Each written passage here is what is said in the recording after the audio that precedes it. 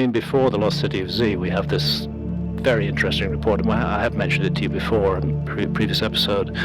The expedition of Gaspar de Carvajal and his chronicler Francisco de Orellana, which was an accidental expedition. This mystery is perplexing, it's confusing, and there's a lot of it out there.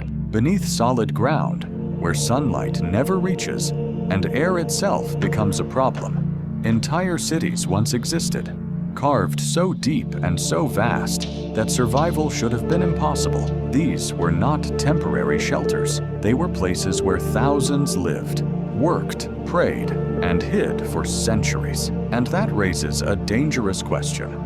Why would anyone choose to disappear underground on such a massive scale? For years, most people assumed underground spaces were small, short-term refuges, but the evidence shows some of these settlements were as complex as surface cities, complete with ventilation, water systems, and defenses. Historians once believed that ancient people lacked the tools and organization to build so far below ground. But then, in 1963, a resident in the Turkish town of Derinkuyu broke through a wall in his home and found a hidden doorway. Behind it stretched a network of tunnels descending nearly 85 meters into volcanic rock. What looked like a simple cavity turned out to be an underground city with wells, chapels, schools, stables, and living quarters, capable of sheltering up to 20,000 people.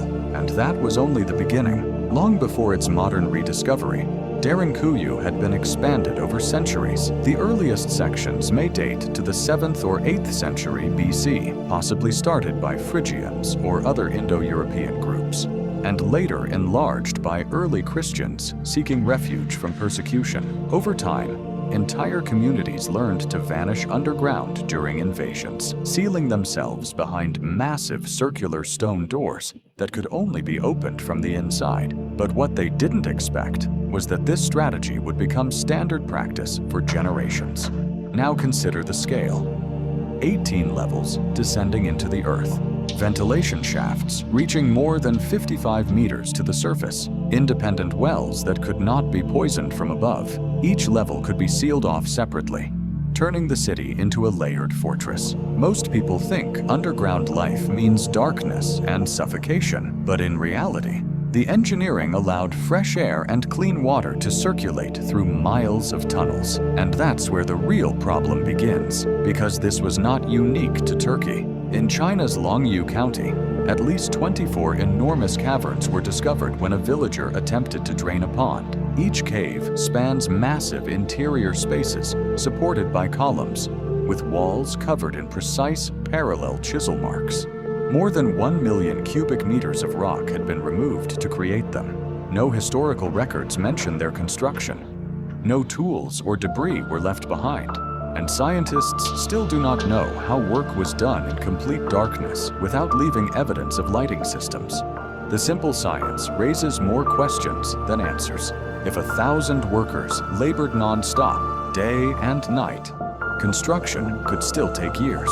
But there are no signs of settlements, supply camps, or waste disposal sites nearby. For years, researchers assumed the caves were quarries or storage halls, but their smooth walls, acoustics, and architectural symmetry suggest intentional design, not random excavation. Most people think ancient construction always left traces, but here, almost nothing remains. And then there are the cities hidden by disaster. In Georgia, on the slopes of Erusheti Mountain, a massive cave complex known as Vardzia was carved into a cliff more than 1,300 meters above sea level. Built in the 12th century under King George III and expanded by Queen Tamar, it became a self-contained monastic city and defensive fortress against Mongol invasions. It stretched over half a kilometer, rising through 19 levels, with more than 6,000 rooms, a throne hall, and a grand church decorated with frescoes. Legend says the city was once concealed behind the mountain's facade, accessible only by hidden tunnels. Then, in 1283, an earthquake sheared off the cliff face and exposed the entire city. Its camouflage was gone, and with it, much of its defensive advantage.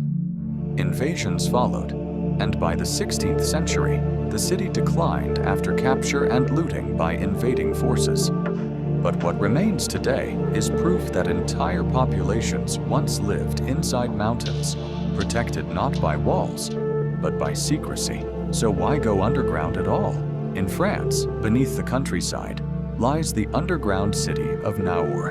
Originally chalk quarries, the tunnels expanded into a refuge system stretching over 3 kilometers, containing nearly 300 chambers and capable of sheltering more than 3,000 people. During Viking raids, medieval conflicts, and later the 30 Years' War, locals hid entire communities below ground. They built chapels, bakeries, storage rooms, and livestock pens, venting smoke through surface structures to avoid detection. For years, scientists assumed underground cities were rare responses to specific threats. But the pattern repeats across cultures and centuries. Defense, secrecy, climate protection, and spiritual isolation all played roles, and that forces a belief break. Ancient people were not simply reacting to danger. In many cases, they were engineering entire alternative worlds beneath the surface. Now, the discoveries escalate. First, engineers confirmed that ventilation systems in cities like Derinkuyu were advanced enough to support thousands of people for extended periods, contradicting assumptions that underground air could not be safely managed at scale. Second, archaeologists found that many of these cities were reused and expanded across different civilizations, meaning knowledge of subterranean construction was passed down over centuries, not lost or accidental. But then came the most unsettling realization. In places like Longyou, we do not even know who built the caves, when they were built, or why, and no written record exists to explain their purpose. For years, historians assumed major construction always left documentation. But the evidence now suggests entire megastructures could be built and then forgotten completely. So what does this mean for us today? Underground architecture shows that ancient societies were not limited by surface geography. They understood geology, airflow, structural stability, and logistics far better than once believed. These cities allowed people to survive invasions, climate extremes, and political collapse. They were insurance policies carved into bedrock. But they also raise uncomfortable questions about how much of ancient engineering knowledge has vanished. If entire underground worlds can be forgotten for centuries, what else might still be hidden beneath landscapes we assume are fully mapped? These cities allowed people to survive invasions, climate extremes, and political collapse. They were insurance policies carved into bedrock. But they also raise uncomfortable questions about how much of ancient engineering knowledge has vanished. If entire underground worlds can be forgotten for centuries, what else might still be hidden beneath landscapes we assume are fully mapped? And that forces a belief break. Ancient people were not simply reacting to danger. In many cases, they were engineering entire alternative worlds beneath the surface. Now, the discoveries escalate.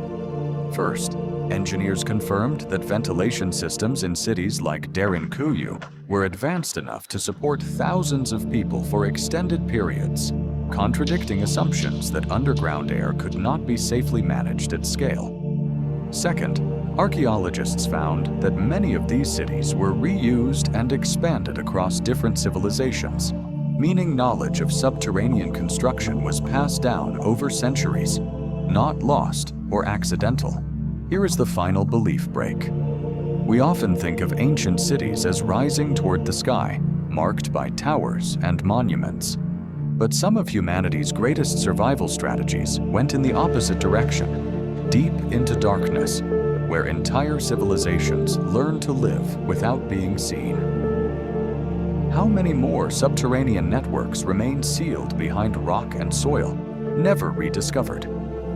And if some were deliberately hidden, would modern scanning even recognize them as artificial at all? History does not always stand in plain sight. Sometimes it waits beneath our feet.